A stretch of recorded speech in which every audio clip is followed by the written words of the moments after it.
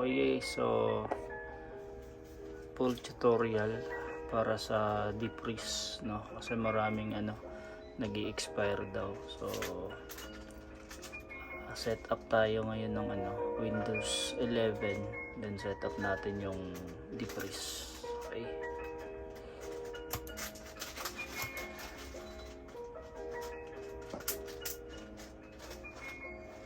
So reformat ko muna yung natin, no? HDD natin, yung SSD I mean, para sa OS.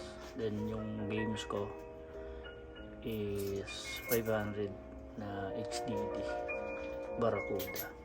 So para sa piso nito, so setup natin yan. So dito sa setup na pipiliin natin sa Windows 11 Pro, super light lang yung pipiliin ko. So without deep freeze, Defender. Okay, so super light lang yung pipiliin natin. Okay,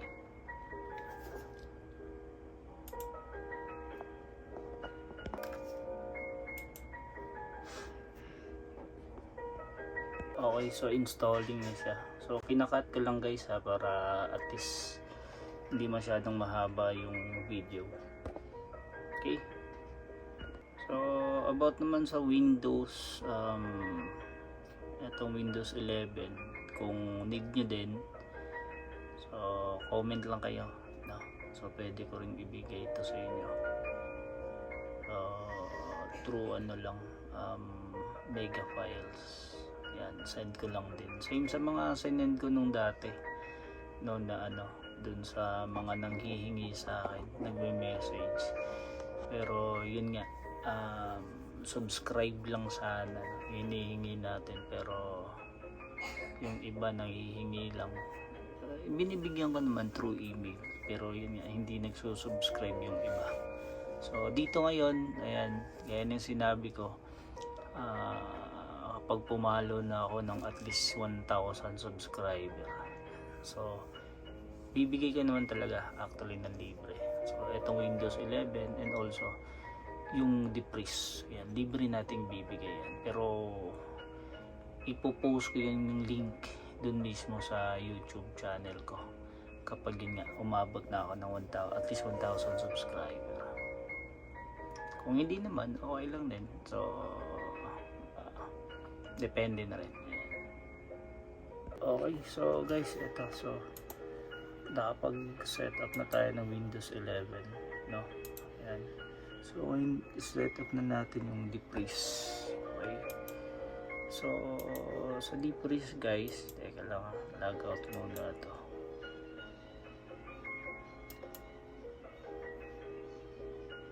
Okay, so sa deep freeze guys, ayan, ito yung gagamitin natin, no? So i-install natin siya. Ayan, so install natin. Run. So ganito yan. So once na na-install na natin, no, makikita natin yan dito. Yan, dyan. Okay, so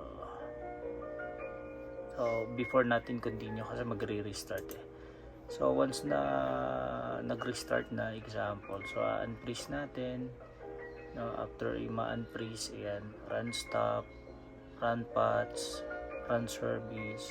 So after run stop, restart, then after restart, run paths, then run start service, then restart, then yan, freeze the deep freeze. Okay, so pwede na natin i-set up. So ganun lang yung kadali. Okay, so sundan nyo lang yung tutorial. Okay, so continue na tayo dito. Next, accept, next, evaluation, check nyo lang yan, then next. Yan. So dito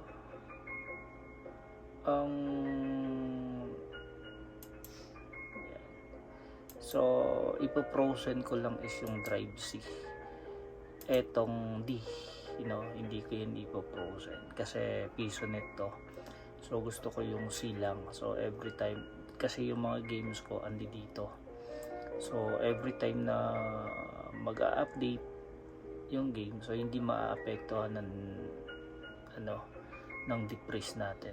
Okay, so yung silang yung i-process natin. Okay, next, yan, then install. Okay, so after nyan magre-restart yan gaya ng sinabi ko. So yung gamit natin version 8.71, sorry. Yan. Then again, naka Windows 11 tayo. So proven and tested siya, no? Yung sa Windows 11. Okay guys, ipopost ko lang to, no? Kasi yun nga, masyado nang mataas. Okay? So balik tayo kapag nag-restart na. Alright, so nag-restart na yung system natin. Ayan. So lumabas to, depress password is not set. Okay, to gain shift to depress. Okay, so no lang natin yan. So ngayon, ito na yung depress natin. Okay, so ang gagawin natin, shift,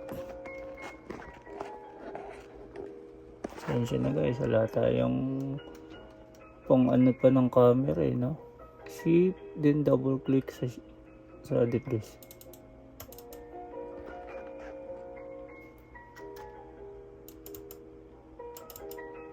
Ayan. Ay, nako, wala pa kasi tayong pambili. Okay, so since wala pa tayong na password, okay lang natin yan. So ayan, so i-boot load lang natin. Okay, then apply and reboot. Okay, magre-reboot na naman siya. Okay, so okay, so hindi na natin kasi mabilis lang naman mag-reboot yung natin system, no? Hindi ko na ito ipopost.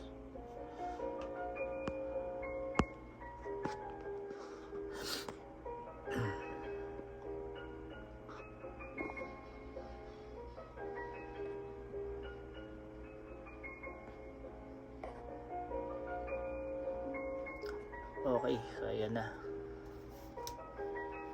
So ngayon, yan, punta tayo dun sa natin, no?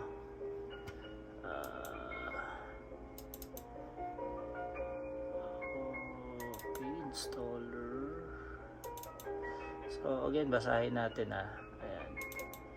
So nag-restart na siya. Ayan, yan, kung mapapansin nyo, naka-unfreeze na siya, no? So ang gagawin na naman natin, run stop service. Okay, so ito yon. Okay, so nakalagay yan, run stop service. Okay, so i-run natin yan. Okay, run administrator. Okay, the service is stop. Okay, so ngayon stop na daw siya. So i-restart na naman natin yung system natin. Okay, ganun lang. Doon pa kasi okay, then ulit. Okay, so once na nag-restart na, na-stop na natin. So run the patch and patch. Ayan, so ito yun. Okay, so run natin. Okay, so run. Okay, then patch. Successful. Okay, so close natin.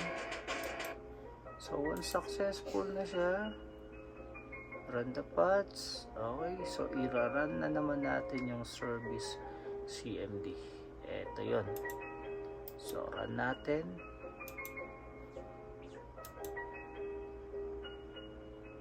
Okay, kapag hindi lumabas, run ulit. Yun.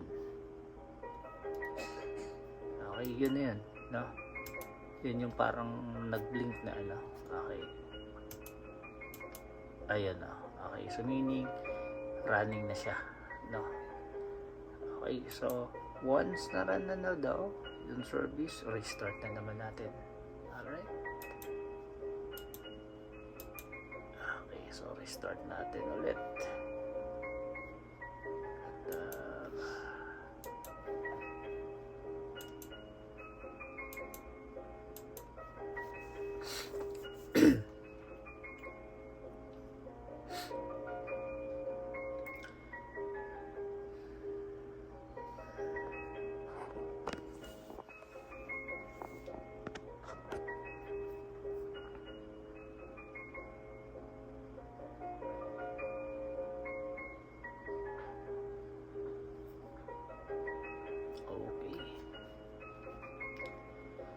so yun, makikita natin ngayon kung talagang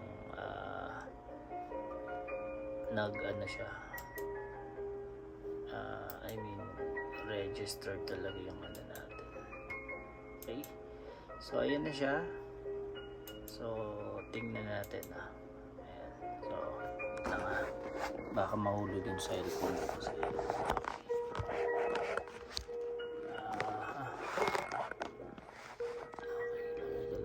ship, again ship, double click. Ayan. So ngayon, since wala pa rin password, okay lang natin yan. Ayan. So tingnan natin, no? Ayan, nakalagay full license never expired, activated. So ano na natin, so before natin yan puprusan, lagyan na natin ng password. Okay, so tabi ko muna. Okay, so meron na tayong password. Then ayan, so i-frozen na natin siya. So apply and reboot. Alright, okay, so tingnan natin kung after restart is talagang nakaano pa rin siya, yung naka-registered pa rin, okay, activated. Kasi yung iba, yung dun sa unang ginawa kong ang message nila after mag-reboot mga ilang minutes, ayun daw, so nawawala na yung activation, so nag-i-expire daw, good for 1 month na lang. So eto sa Windows 11, again proven po siya na pwede or hindi siya nag-i-expire. So Windows 11, no, dun sa Lite. Okay, so again, try natin. Ayan. Okay, so wait lang. Ship. Okay, so lagay ko lang yung password ko. Enter. Okay, ganun pa rin. Naka full license never expire, activated pa rin siya. Okay, ayan. So ayos, thank you guys. So again, no, pag umabot tayo ng ayun nga 1,000 subscriber, bibigay ko yung link sa Windows, pwede nyo i-download. Ayan, and then yung Depris. Ayan. Thank you. Yung iba actually binibenta nila to. Ito sa totoo lang. Pero ayan, sa akin, yung sa akin lang, umabot lang tayo ng 1,000 subscriber. Actually, ang dami ko nang binigyan Yun nga lang, medyo nakakaano lang kasi yung iba, binigyan ko lang ng, ayun nga, libre lang. No?